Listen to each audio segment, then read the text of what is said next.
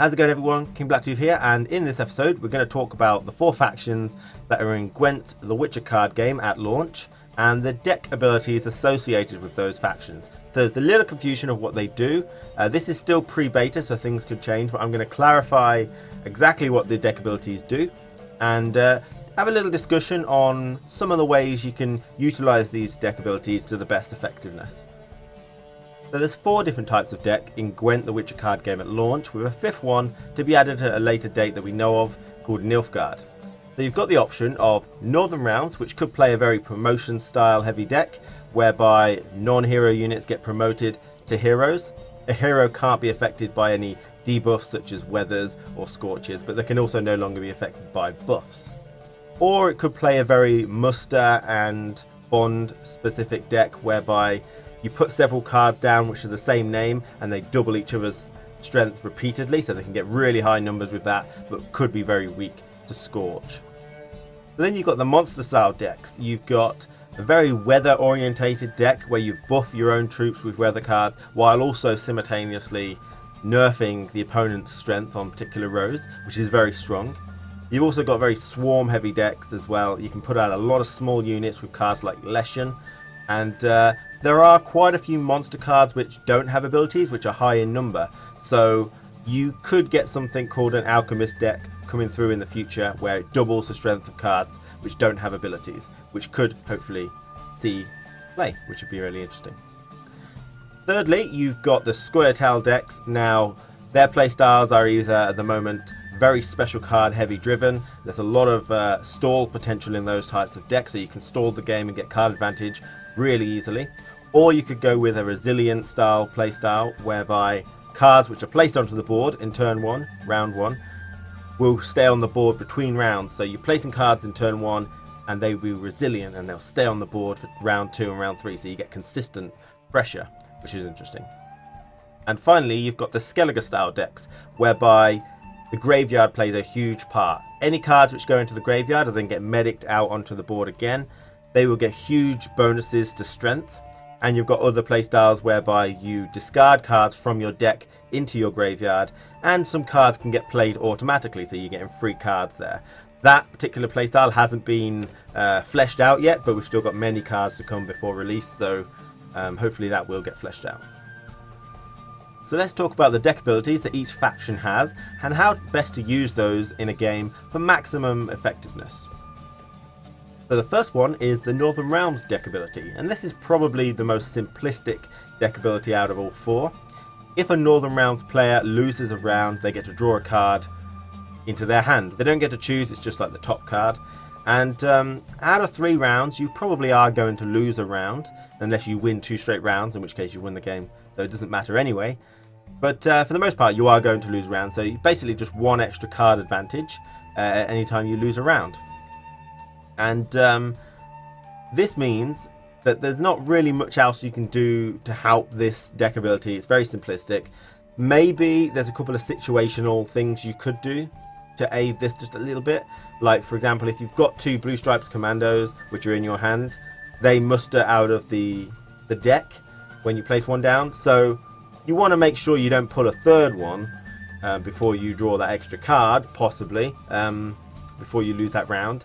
Maybe if you've only got 1 hero in your deck left and you've got the operator, you want to play that, because you don't want to risk pulling the last hero out with your deck ability and then the operator is useless. They're very situational things. There's not much you can do to guide this particular deck ability so far that I can think of. So yeah, you'd basically, Northern Realms players get an extra card when they lose, which is kind of effectively 11 cards to play with. So the next deck ability is for monsters, and this is probably one of the more random ones out of the 4 deck abilities. It could be really, really good, or it can be really, really bad. But as a player, you can sway this one a little bit. Not entirely, but you can make thoughtful plays, which makes it a lot better, and then you do reap the benefits quite heavily. So what it does, at the end of each round, one of your non-hero unit cards, chosen at random, gets to stay on the battlefield for the next round. So in round 2 and 3, you get strength advantage at the beginning, because one of your cards gets kept on, providing you had a card on the board for it to keep on. If it gets completely scorched, it's not going to carry anything over. So this doesn't give you any card advantage like Northern Realms did, but it does give you strength advantage. You will get extra strength for round 2 and round 3, which can be useful, depends on how you plan for this. But like I mentioned, as this deck ability is quite random, you can have some really, really good plays with it, and you can have some really, really bad ones. So the good ones, for example, as a monster player, you could have the Manticore in your deck, which is a 12 strength non-ability card. If that carries over, 12 strength is pretty good. You know, that's a lot of strength, especially since it can be duplicated, you know, and doubled up with Commander's Horn. And if you won the first round and you're planning on stalling the second one, 12 strength is a reasonable amount of strength that they've got to beat because they can't pass. So, for example, if you just plan on passing the second round immediately, normally they have to place at least one card down in order to win. If you've got 12 strength on the board, that's probably 2 crappy cards or maybe 1 really high strength hero. There's not many 12 strength heroes, so you know, really you'd have to go straight for one of those 15 strength heroes like Geralt Swordmaster or Eredin or something like that. Otherwise you're going to have to play 2 cards to beat this, which is really good if you're trying to make the opponent waste card advantage. So although this particular deck ability doesn't give you card advantage, you might be able to work it into card advantage if you're smart. And the same can be followed on for round 3. If you've got the 12 strength on turn 2 and then you just pass immediately, since that's the only card on the board, you can guarantee, providing the opponent doesn't scorch it, that is going to carry on for turn 3. So really smart play allows you to guarantee which card is coming over, which is really, really impressive. But some of the worst plays you could do are, you could get like a 1-2 strength card carryover. That's not really going to change that whole scenario. If you win the first round, you're planning to just give up straight away so the opponent has to play a card. They could beat 2 strength in like 1 card. So it's not really helping in that scenario. And again, it will carry over turn 3 and it's not really going to help there either, apart from maybe you'll be placing more cards on the board. Other than that, you could like have the prize winning cow on the board, which is 0 strength with Death Wish. Any Death Wishes that carry over to the next particular round don't get activated because they never leave the board. So your Death Wishes don't get activated. Might be good for Morkvarg, but Morkvarg is not a monster deck card, so it wouldn't work. But any card similar to that one where it loses strength every time it's removed from the board, that would be quite good. But yeah, for the most part, Death Wishes don't get activated, and if you get a prize winning cow carry over from round 1 to round 2, it's wasted. If it carries over from round 2 to round 3, its whole ability was wasted. So you can get some really bad plays where Death Wishes, especially played in round 2, don't carry over to round 3. So really, as a monster player, you definitely do not want to play Death Wishes on round 2. It's just a very dangerous game, and you're really sort of tempting fate to choose that with your deck ability and never even activate its ability for round 3. So be careful about that. So finally, the last bad play that could happen with this particular deck ability is to do with any weather-bound cards. So one of the most common examples is the Wild Hunt Hound or the Foglet. And a weather-bound card will come onto the board for free from your deck or your graveyard or your hand whenever its particular weather is played. So for example, Foglets. Anytime a fog is played, they will come out of the deck, hand or graveyard onto the board, and they will stay there. Now, if that fog gets removed during play, they will get removed from the board into the graveyard, and then if another fog gets played, they'll come back out. So, they stick around with the fog. If it gets removed, they get removed. If one of those Foglets gets targeted with your deck ability, all of the cards will go to the graveyard, the fog will get removed, and therefore that Foglet will go into the graveyard. So, even though your deck ability worked on the Foglet, you end up not having any card to transfer over. So that's a really bad play there, because then you're basically nullifying your own deck ability. So be very careful with weather-bound cards. So in terms of using this deck ability most effectively, there's not really much choice in terms of playing cards. You need to win matches. You can't just place one card and give up. You could probably do that if you wanted to on round 1 and guarantee that high strength card that you just put down will come over to round 2. Maybe they'll have to play 2 cards to beat it if they don't scorch it, but whether that particular strategy is worth the round 1 loss, because that's quite a heavy loss. Round 1 is very important. Other ways, such as building your deck with high strength cards, so there's not many low ones they could choose from, or possibly just saving your low strength cards until later rounds, maybe round 3 if it comes along. providing you win the first one, so that you're guaranteeing high strength cards coming over. Okay. Other than that, this deck ability is pretty good, but it's you've got to work with whatever you get. Make sure you don't play Death Wishes on round 2. You definitely don't want them coming over for round 3, because that'd be really, really bad. So the next deck ability is Square Tiles deck ability, and this is probably the one that has the most confusion on it. And I think they're still drawing it from the Witcher 3 deck ability, because it hasn't changed much, but it changed significantly enough that it actually makes it really, really good now. So in the Witcher 3, you used to be able to choose who went first in a game. So instead of flipping a coin, you can just say the opponent goes first. But now they've changed it a little bit, and what it does now is in any one of the 3 rounds, you get to choose who goes first. So you've got round 1 at the very beginning of the game, you can choose who goes first. Or round 2 you can choose, or round 3. You can do it once per game. Now, this is actually a pretty good ability. You can gain card advantage out of this. But never use it in round 1. Never, ever, ever, ever use it in round 1. Round 1 is when the coin flip happens to see who goes first. So you've got a 50-50 chance on the opponent going first. You actually want the opponent to go first, so you can... they have to place a card first, and you can play reactionary. But never use your deck ability on round 1, because it's 50-50 chance they'll go first anyway. Now, the time that you do want to use card advantage is most likely when you've won a round. If you win a round, then you have to place the next card first. That's the same with any other person. If you win a round, you have to place the first card on the next round.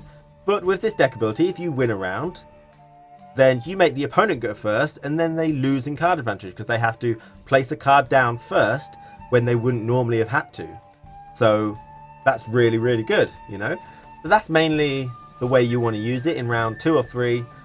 After you've won a round, whenever that is, make the opponent go first and you get a card advantage. So there could be another situation where you might want to use it, but this one's up in the air, very situational. You just have to make a decision based on how the game's going. And that is, if you lose a round that your opponent won, the opponent's going to have to go first. If you want to say, I want to go first, then you are losing card advantage by -1, because they would have had to place a card down, but now you're placing the card down first. Now, a lot of Square Tile decks have a lot of stall potential, so maybe -1 card advantage is not a big deal. You can stall the game a lot with decoys and free head officers and Elven Mercenary quite a bit, so -1 card advantage is not too bad. Now, the only reason I can see that you'd want to say, I want to go first, is say you had some resilient Dwarven Mercenaries or Mahakaman Guards on the board. If the opponent goes first, they're completely vulnerable to a Scorch. So you could want to place down a quick card to protect them, like an 8 strength something, and that will protect them from a Scorch. Or if you're playing against an opponent with loads of Mahakaman Guards and Dwarven Mercenaries, you might want to quickly go first and scorch them all before he can protect them.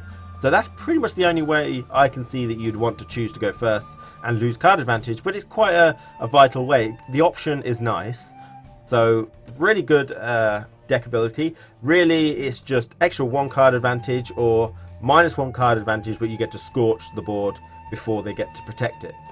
Okay, so they're the 2 ways that you can use this deck ability, but never use it in round 1. So the 4th and final deck ability is for Skellig ER, and what this one does is, on the 3rd round only, it draws 1 card from your graveyard and puts it back into your hand. So this is really good on the overall Skellig ER deck, because they mostly come from playing a lot of things from the graveyard. So you're looking for Clan on Crate Warriors, which gets buffed when played out of the graveyard. We don't know if it gets buffed when it gets pulled back into your hand. I'd like to think it does. You're looking for Madman, Lugos, any medics and stuff like that. One of the things that you do not want to get is any Death Wish cards, like the Prize Winning Cow. If you pull that out, it is a dead card. Obviously, it wastes a turn when you put it down, which is still card advantage, but no strength advantage attached to it. But it might be right to say that it would be beneficial for Skellig ER to not put any Death Wish in their particular deck, because the risk of pulling them out might be too great. Obviously, that's not entirely true, but you'd have to work around that. You really don't want to pull a Death Wish. Some are better than others. Some have strength attached to them, but you're not getting the full effect like on a Clan on Crate Warrior. Now, in The Witcher 3, it was a lot stronger because you had a leader card which would shuffle your graveyard back into your deck, and by doing that a bit earlier and planning forward, you could guarantee what cards were in your graveyard when on round 3 they got pulled out. So we've only seen 2 out of the 3 leader cards for Skellig so far, so hopefully we will get one which controls the graveyard a little bit more, so we can really plan what cards are going to come out. The only way we can do that in the minute is probably not play Death Wish cards, so you don't risk getting a dead card. But you're looking for clan on crates and stuff like that. The new leader card that we saw, Harold the Cripple, he'll give +4 strength to everything that's in the graveyard. That will be good to use on turn 2, round 2, sorry. That way, the thing that you pull out on round 3 will be buffed at least slightly, which is good, I guess. If you've got a 0 strength cow in there, it will be at least 4 strength. Depends how vital that prize winning cow is to protecting everything else in your deck. I hope we get a card which really, you know, allows us to control our graveyard a lot more. Now, if the Grave Hag for monsters was in the Skellig deck, that would be amazing. God, if you could caretaker that card, you know, in a particular round, in round 2, and then banish loads of cards from your graveyard, give it strength, but leave a couple in there so that you could guarantee what card is going to come out in round 3, you know, or a small group, say like 2 or 3 cards are in there, and either one of those is really, really, really powerful, then that would be amazing. I really hope that's a really cool strategy. Grave Hag style card where you can banish cards from your graveyard, you know, and you get to choose. That would be really, really impressive. But for now, there doesn't seem to be a way to really control it. Just be aware of what cards you're putting in and what cards, if pulled out in round 3, would be dead cards. Cards which don't really give you much, don't give you their full effect, whereas a Clan on Crate Warrior gets +6 strength every time he gets pulled out, will give you so much more value. So that's it for this particular episode. Thanks for watching, everybody. I hope I've cleared up the 4 different deck abilities you got. Square Tower was the one that was causing the most confusion, and I will maybe remake this video if Skellig gets a new leader card which really affects their deck ability like they did in Witcher 3. But until then, any questions, use the comments below for that, and I'll get back to you. Take care, everyone. Have a nice night.